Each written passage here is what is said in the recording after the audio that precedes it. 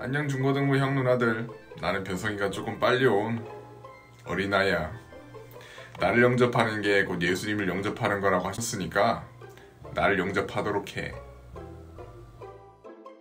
이튿날 그들이 산에서 내려오자 많은 사람들이 예수를 맞았습니다.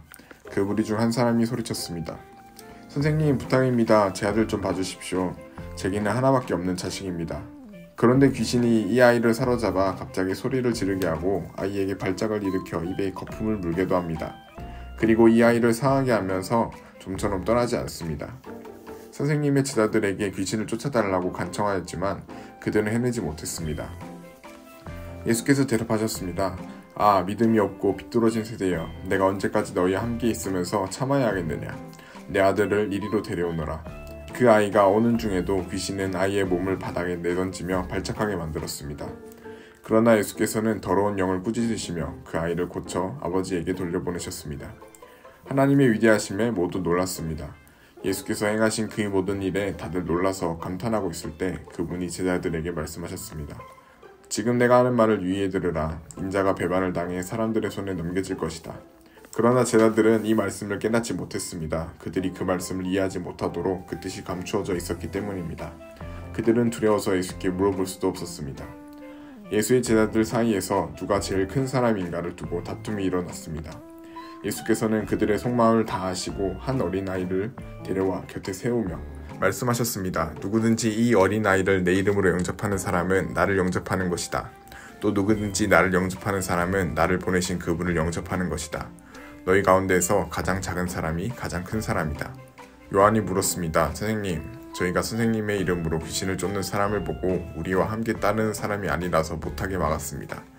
예수께서 말씀하셨습니다. 그를 막지 마라. 누구든지 너희를 반대하지 않는 사람은 너희를 위하는 사람이다. 우리가 이번 주에 함께 나눴던 말씀 속에서는 예수님께서 제자들에게 귀신을 쫓고 병을 고치는 권능을 주셨습니다. 그런데 오늘 말씀 속에서는 한 사람이 제자들이 고치지 못한 자신의 아들을 고쳐달라고 예수님께 찾아옵니다. 이때 예수님께서는 믿음이 없고 삐뚤어진 세대여, 내가 언제까지 너희와 함께 있으면서 참아야 하겠는가 하시면서 걱정 어린 지책을 하시고는 아이를 고쳐주십니다. 이쯤 되면 제자들도 정신 차리고 진짜 예수님의 제자된 모습으로 변화되었겠죠? 그랬으면 좋겠지만 여전히 제자들은 자기들끼리 누가 더 큰 사람인가를 두고 다투고 있었습니다. 아휴, 저 같았으면 그냥 다 쫓아내고 다 고향으로 돌려보냈을 것 같지만 예수님은 한 어린아이를 데리고 오십니다.